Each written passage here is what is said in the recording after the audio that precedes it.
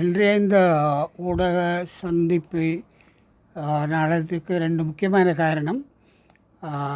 அண்மையிலே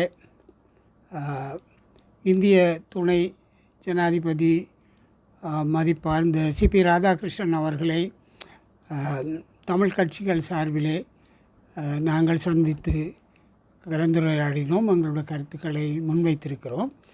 ஆனால் அவ்வாறு நடந்த பிறகு நான் ஊடகங்களை சந்திக்கவில்லை. சிலர் சந்தித்திருக்கிறார்கள்.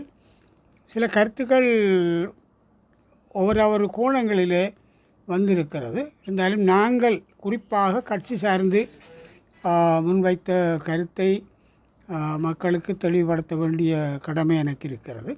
ஆகவே வழமை போல இலங்கை ஜனாதிபதியை சந்தித்த பொழுதும் ஜெய்சங்கரை சந்தித்த பொழுதும் எவ்வாறு நடந்து கொண்டு, அதே போல் நான் இந்த சந்திப்பிலும் முதலாவதாக தமிழரசு கட்சி 1949ஆம் ஆண்டிலிருந்து இன்று வரை சமஷ்டி என்ற கோட்பாட்டின் அடிப்படையில் இயங்கி வருகின்ற மிக பிரதானமான கட்சி என்றும், எங்களுடைய கட்சியினுடைய அடிப்படை கோட்பாடு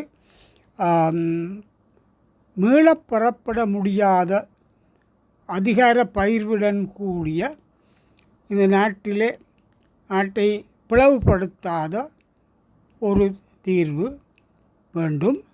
அந்த தீர்வு சமஷ்டி கட்டமைப்பின் அடிப்படையில் வேண்டும் என்றும், இந்திய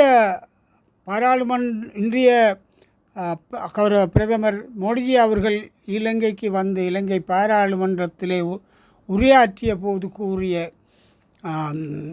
கோஆபரேட்டிவ் ஃபெடரலிசம் என்று சொன்ன அந்த அடிப்படையிலே நாங்கள் அதை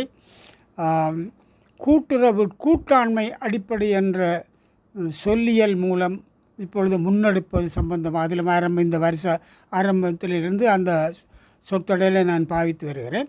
அதையும் அவர்களுக்கு சொல்லி எங்களுடைய நிலைப்பாடு தெளிவான கூட்டாட்சி என்பதையும் கூறின பொழுது ஒரு விஷயம் அவர்கள் கேட்டார்கள்.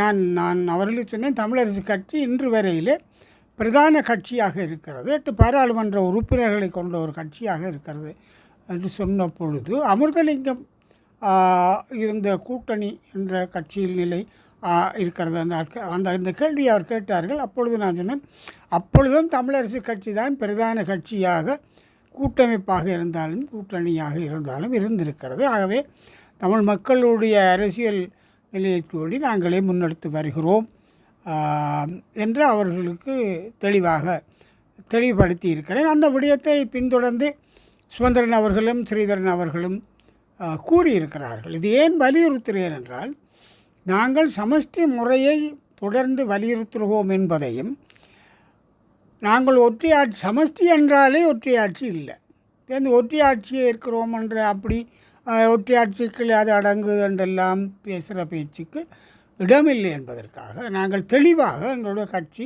சமஷ்டி தொடர்ச்சியாக கடந்த 77 வருஷமாக சமஷ்டியே நாங்கள் கூறுகிறோம் என்பதை அவர்களுக்கு வலியுறுத்தி சொல்லியிருக்கிறேன்.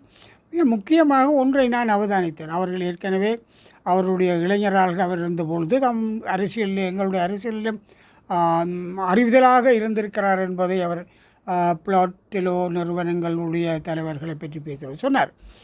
இப்பொழுது முக்கியமான ஒரு விடயம், எங்களுக்கு இந்தியாவில் இருக்கக்கூடிய அகதிகளை, அவர்களை இடம்பெயர்ந்து இருக்கிறவர்களை கூடுமானவரை நாங்கள் நாட்டிற்கு கொண்டு வர வேண்டும், மீள குடியமர்த்த வேண்டும் என்பது எங்களுடைய அடிப்படையான தேவையாக இருக்கிறது என்பதை அவர்களுக்கு சுட்டி காட்டினோம். அவருடைய கருத்திலே மிகவும் ஒன்று தெளிவாக தெரிந்தது. அவர் இந்த விடயத்திலே மிகவும் ஆழமான ஒரு அணுகுமுறையை கொண்டிருந்தார் என்பது. ஏனென்றால் அவரே சொன்னார், இங்கே இருக்கக்கூடிய எங்களுடைய ஜனத்தொகை குறைந்து கொண்டு போகிறது. ஆகவே கூடுமானவரை இங்கே வரக்கூடியவர்களை தாங்கள் இங்கே விடமைத்து கொடுக்குறேன்றால் அங்கே கொடுக்குறேன்னா இங்கேயும் கொடுக்கலாம், இந்தியா அரசாங்கம் செய்யலாம். ஆனால் கூடுமானவரை இங்கே வர விரும்புகிறவர்களை முதலிலே தெரிவு செய்து அவர்களை இங்கே அனுப்புவதன் மூலம் அவர்கள் ஒரு திருப்தியான மீள்குடியேற்ற வாய்ப்பு கிடைக்கிற பொழுது அவருடைய கருத்துக்களை ஏனையவர்களையும் இங்கே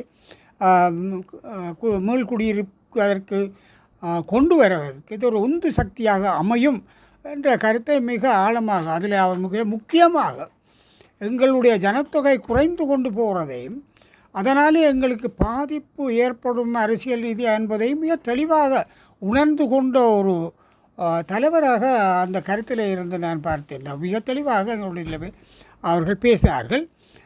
மற்றது எங்களுடைய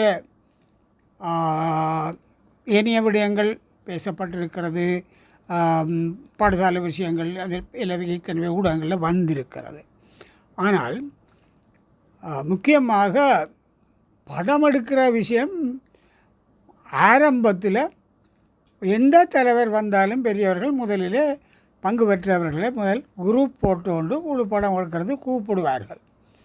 அது வளமையாக நீங்கள் கூப்பிடுறது அது மோடி வந்த பொழுதும் பாரத பிரதமர் மோடி அவர்கள் வந்த பொழுதும் நடந்தது. இப்பொழுதும் கூப்பிட்டா நாங்கள் தெரியாது எங்களுக்குள்ள கொஞ்சம் முன்னுக்கு ரெண்டு பின்னுக்கு நிற்கிற அது ஒன்று இருக்குதானே. அப்போ பேருந்து ஒரு மாதிரி நிற்க பேருந்து அவர் சரி எல்லோரும் பாருங்க தனித்தனியாக எடுப்போம் எடுத்து